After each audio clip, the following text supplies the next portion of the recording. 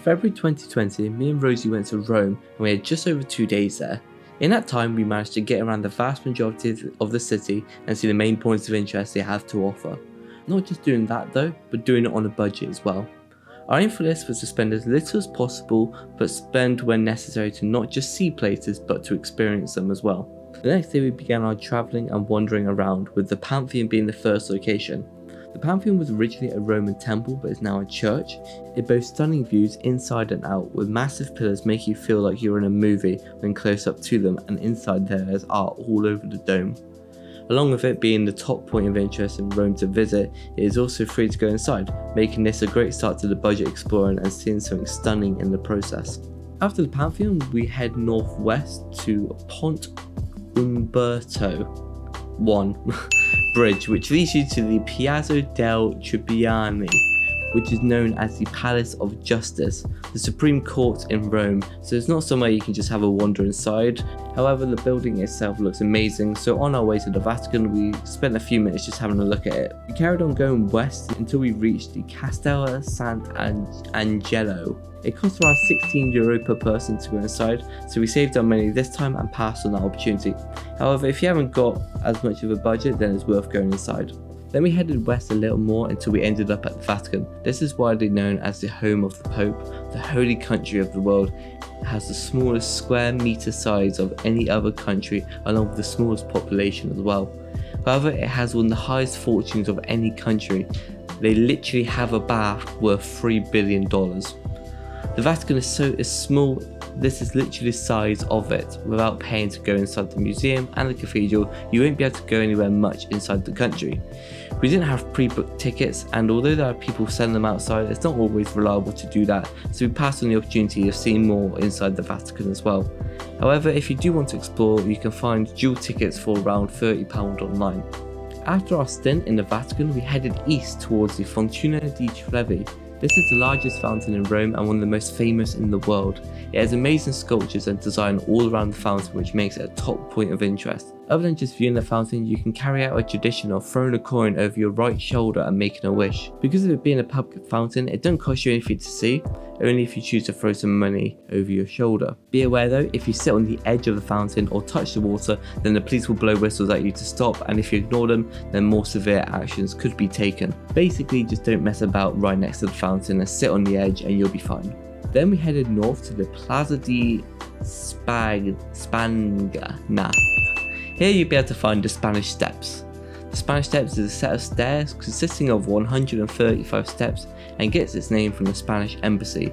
The steps connect the Trinita dei Monti at the top with the Holy See at the bottom in the Plaza di Spagna.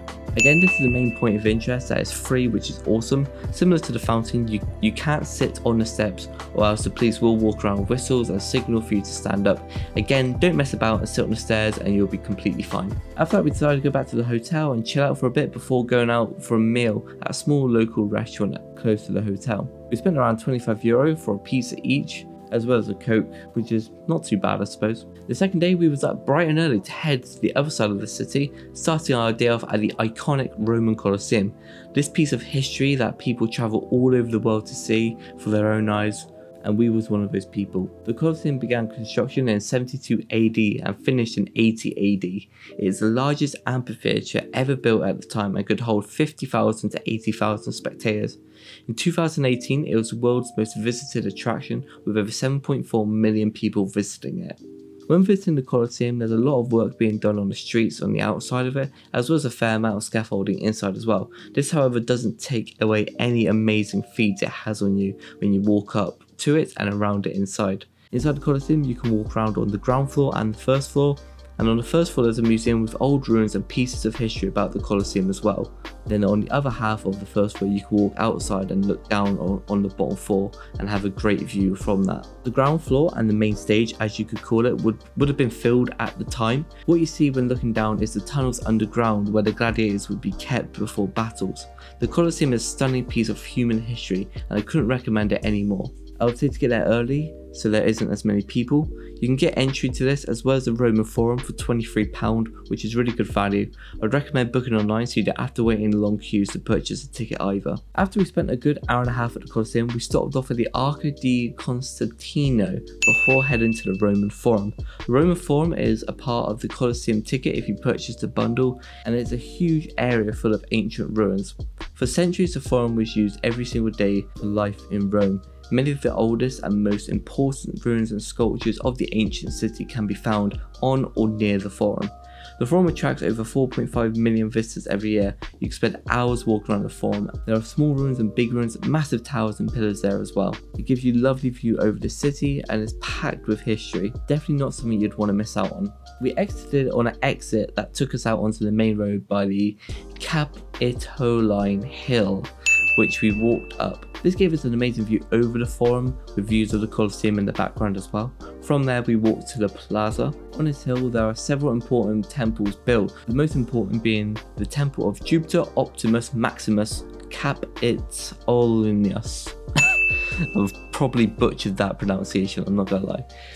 It was built in 509 BC and was nearly as large as a Pantheon. The hill and the Temple of Jupiter became symbols of Rome and the capital of the world. All of this is free to walk around on the outside. We didn't see if we could go inside the buildings as we were mainly thinking about sitting down for a bit. After that we decided to go back to the hotel, which we ended up staying there for a few hours until the sun set to head out again to see the city at night and try and get some photos. The night trip began at the Pantheon where we had some lovely food, cost us €24, and then we got some photos. On our way from the Pantheon to the Colosseum, we saw this big white building. We kept seeing it throughout the days we had in Rome, but we never actually went inside, so we went to have a quick look at it this time. It was the Victor Emmanuel II National Monument. At this time we went, it was closed with armed guards around the building guarding it. But in the morning after walking to the train station we saw it open again. We didn't have a chance to go and have a look however, so all I got to see was far outside of it at night. It was amazing to see and I wish I could have gone up and seen it more closer the next day. Carrying on our way to the Colosseum, we remembered seeing the Forum of Augustus from the morning walking towards the Colosseum, so we paid it a visit. At night it looked just as good as day. This forum is filled with ruins similar to those seen earlier in the day and is completely free to have a look. You can't get up close like you can to a certain degree in the Roman Forum, you still get an amazing view from above. After that we made our way around to the Colosseum and got some photos. Seeing the Colosseum at night hit me even more than it did 8 AM that same day. It was incredible to see with the lights and something I couldn't recommend any more to anyone. After that we headed back to the hotel and that was the end of our 48 hours in Rome. In total we managed to see the Colosseum, the Pantheon, the Roman Forum, Forum of Augusto, Spanish Steps, Fonte di Trevi, Castel Sant'Angelo, the Supreme Court, as well as visited the Vatican.